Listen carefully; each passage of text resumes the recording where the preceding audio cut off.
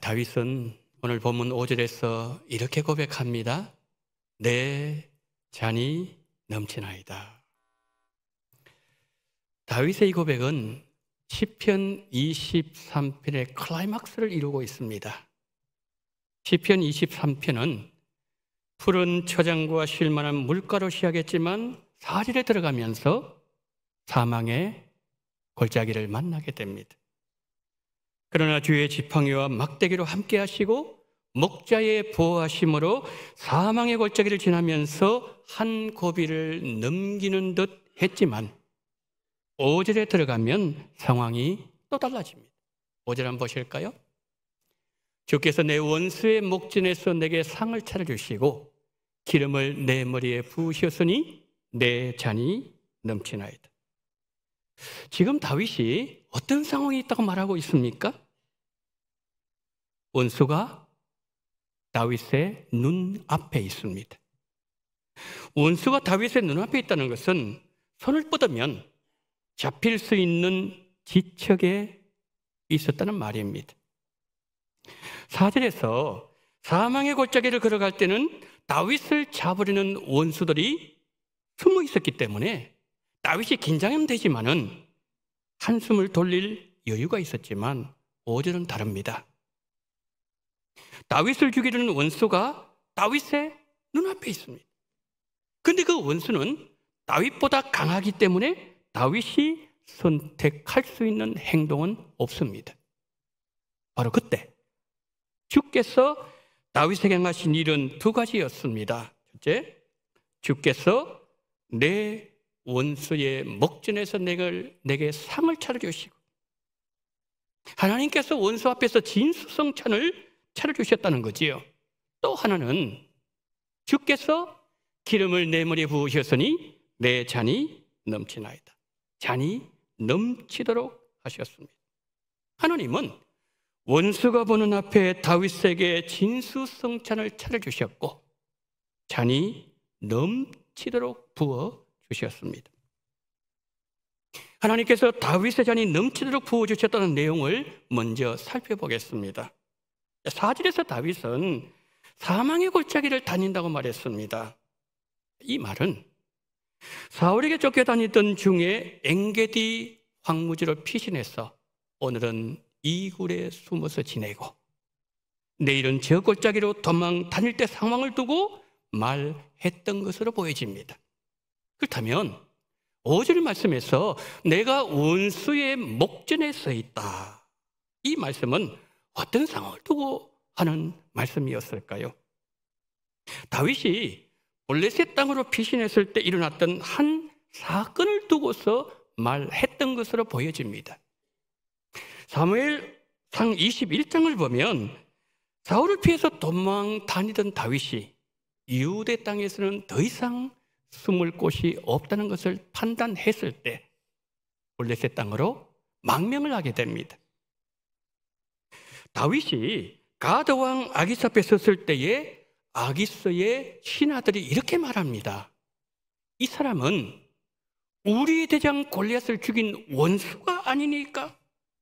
그러니까 다윗이 지금 원수들에게 완전히 포위당해 있는 상황이었습니다.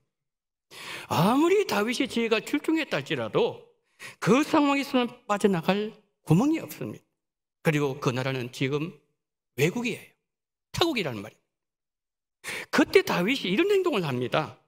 미친 척하면서 침을 수임에 질질 흘리게 됩니다.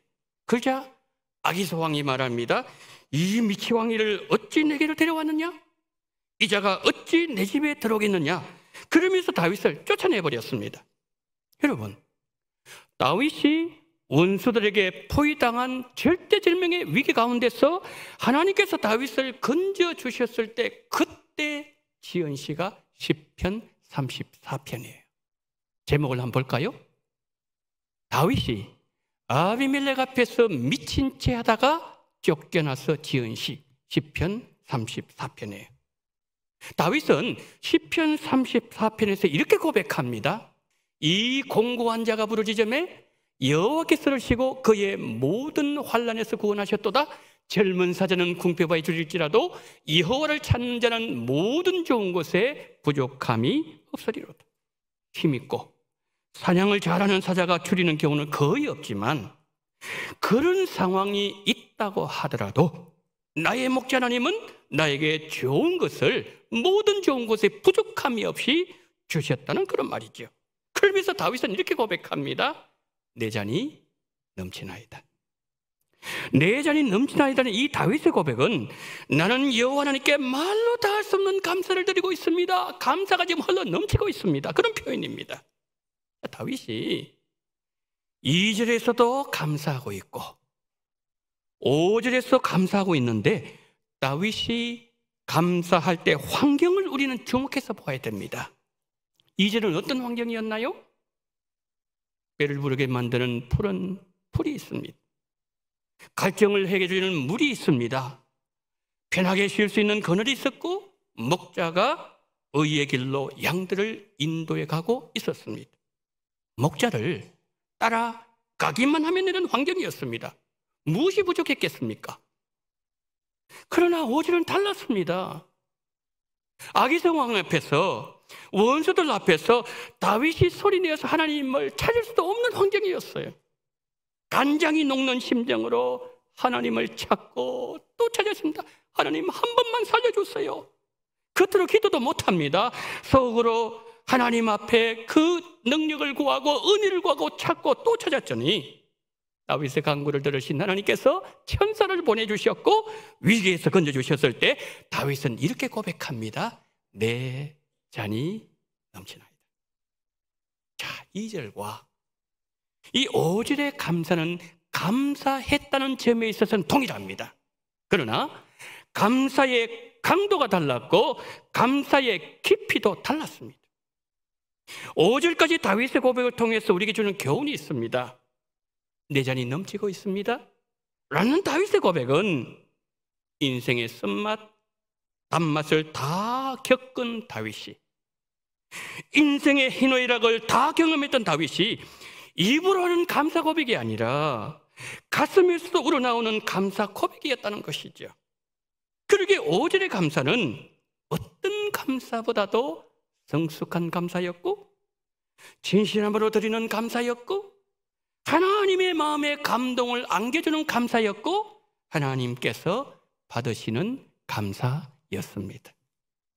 올해는 우리 원동교회 설립 80주년 맞는 아주 뜻깊은 해입니다. 범사에 감사하는 것이 하나님의 뜻이라고 성경은 말씀합니다. 우리가 언제나 감사해야 되겠지만 특히 올 한 해 다윗의 성숙한 감사가 우리 모두의 감사가 되고 우리 원동교회의 감사가 되기를 축복합니다. 자, 그렇다면 내 잔이 넘치나이다. 이 다윗의 고백 안에는 어떤 의미를 담고 있을까요? 성경은 잔을 몇 가지 의미로 사용합니다. 하나님의 심판을 말할 때는 진노의 잔으로 성경은 표현합니다. 예수님께서 십자가에서 마신 잔은 진노의 잔이었습니다. 그런가 하면 시편 116편 13절에서는 내가 구원의 잔을 들고 여호와 이름을 부르며 라고 말하면서 잔을 구원의 잔으로 표현하기도 합니다. 예수님께서 우리를 위해서 마신 진노의 잔이 우리에게는 구원의 잔, 축복의 잔이 되었다는 것이죠. 그런데 본문 5절에 나오는 잔은 이 둘과는 조금 다른 의미를 가지고 있습니다. 5절 한 번 더 보여주실까요? 주께서 내 원수의 목전에서 내게 상을 차려주시고 기름을 내 머리에 부으셨으니 내 잔이 넘치나이다. 5절에서 다윗은 잔을 두 가지로 말씀하고 있습니다. 첫째는 원수의 목전에서 내게 상을 차려 주셨을 때 내 잔이 넘쳤다 고백합니다. 두 번째는 내 머리에 기름을 부으셨을 때 내 잔이 넘쳤다는 고백입니다. 그러면 다윗이 말하는 원수가 누굴까요? 사울 왕이었죠? 그리고 블레셋 왕 아기소와 그의 신하들이었어요. 공통점이 뭘까요? 다윗의 힘으로는 감당되지 않는 사람들이었습니다. 그런데 이 오절의 두 가지를 원수가 보는 앞에서 하나님이 일어나게 만드셨다는 것이지요. 다윗의 저지를 너무나도 잘 아시는 여호와 하나님께서 원수들 앞에서 잔치상을 차려주셨다는 것은 다윗을 환대해 주겠다는 거예요. 하나님께서 다윗의 머리에 기름으로 부어주셨다는 것은 다윗을 존귀하게 세워주시겠다는 말씀입니다. 여러분, 하나님께서 환대해 주는 인생, 하나님께서 존귀하게 높여주는 인생, 가장 복된 인생이 아니겠습니까? 느헤미야가 그런 인물이었습니다. 느헤미야는 무너진 예루살렘 성벽을 재건하는 일에 쓰임받았던 하나님의 사람이었습니다. 무너진 예루살렘 성벽을 재건하는 일에 쓰임받는 그 일을 위해서 일을 하려고 했을 때에 원수들의 방해가 지배했습니다. 느헤미야에게 편지를 보냅니다. 만나자고 하면서 죽이려고 했고, 선지자들을 자기 편으로 만들어서 흔들어 놓기도 했고, 백성들의 마음을 훔쳐서 일이 되지 않도록 만들기도 했습니다. 그러나 예루살렘 성벽이 52일 만에 완공이 되었습니다. 성벽의 역사가 51일 만에 엘룰월 25일에 끝남에 우리의 모든 대적과 주위에 있는 이방 족속들이 이를 듣고 다 두려워하여 크게 낙담하였으니 그들이 우리 하나님께서 이 역사를 이루신 것을 알미니라. 여러분, 성벽이 완공되었다는 소식을 들은 대적들이 두려워했어요. 낙심했습니다. 왜요? 하나님이 그 모든 것을 하신 것을 그들이 알았기 때문이지요. 우리 성도님들의 삶이 이래야 됩니다. 우리 주변에 있는 원수들이 우리를 보고 이렇게 말해야 됩니다. 저 사람 절대로 건드리지 마. 저 사람은 하나님이 함께하는 사람이야. 저 사람이 하나님 편에서, 하나님이 저 사람 편에 싸우시기 때문에 절대 건드리면 덕될 것이 없어. 그 사람 보면 하나님이 보인다는 거예요. 우리 인생이 하나님께서 함께 하시는 인생이 되어야 되고, 또 그런 인생이 되도록 우리는 기도해야 된다는 것이죠. 하나님이 함께 하셨을 때 인생전이 넘쳤던 두 사람을 소개하고자 합니다. 첫 번째 사람은 야곱의 아들 요셉이었습니다. 요셉이 정으로 애굽에 팔려갔을 때 보디발 집에서 종살이 할 때 보디발이 요셉을 통하여 본 것이 몇 가지 있었습니다. 3절 한번 보실까요? 그의 주인이 여호와께서 그와 함께 하심을 보며 또 여호와께서 그의 범사에 형통하게 하심을 보았더라. 보디발이 요셉을 통해서 본 것은 두 가지였습니다. 첫 번째, 요셉과 함께 하시는 하나님을 봤어요.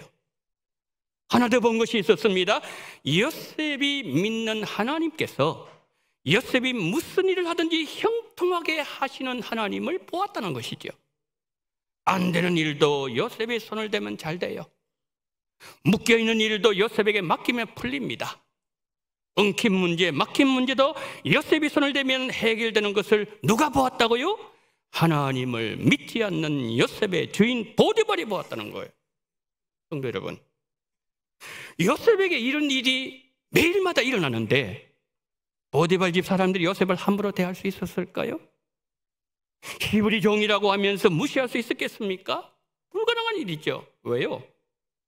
주인이 요셉을 인정해 주지 않습니까? 그런데 이 주인이 어떤 주인입니까? 세계 최강, 애굽의 바로의 최측근이에요. 굉장한 권력을 가지고 있는 집주인이 요셉을 높여주는데, 요셉이 말하면 주인이 귀를 기울이고 의견을 내놓으면 존중해 주는데 누가 요셉을 함부로 대할 수 있겠냐는 말입니다. 우리 성도님들이 요셉과 같은 사람들이 되셔야 됩니다. 우리 안에 있는 예수님을 보여주셔야 돼요. 우리와 함께 하시는 예수님을 사람들이 볼 수 있어야 됩니다.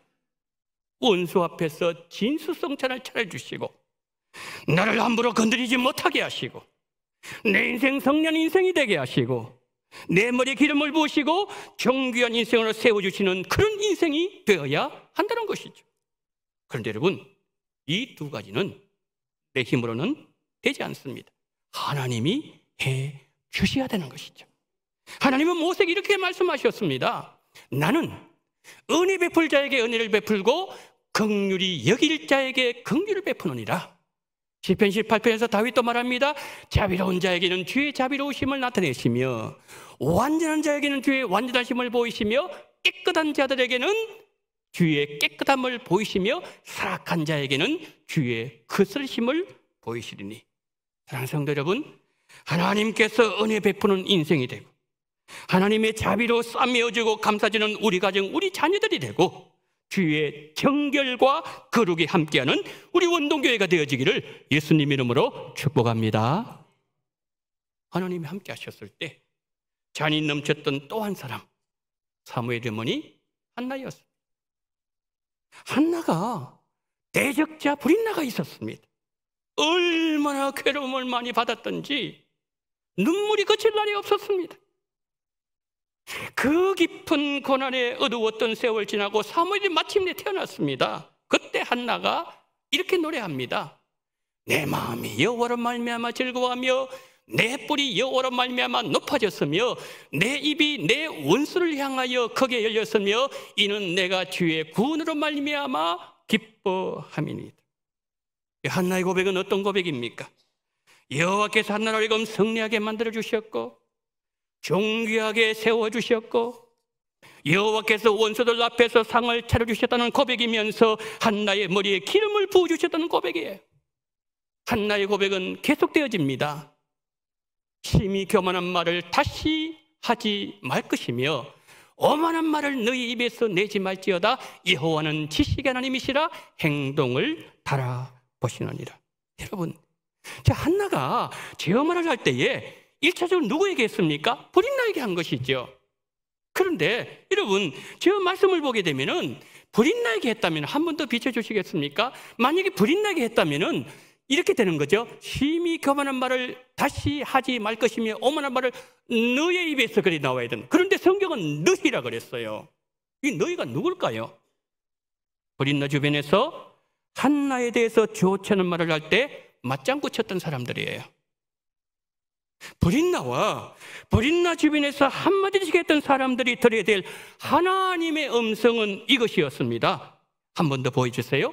심히 교만한 말을 다시 하지 말 것이며 오만한 말을 너희의 입에서 내지 말지어다.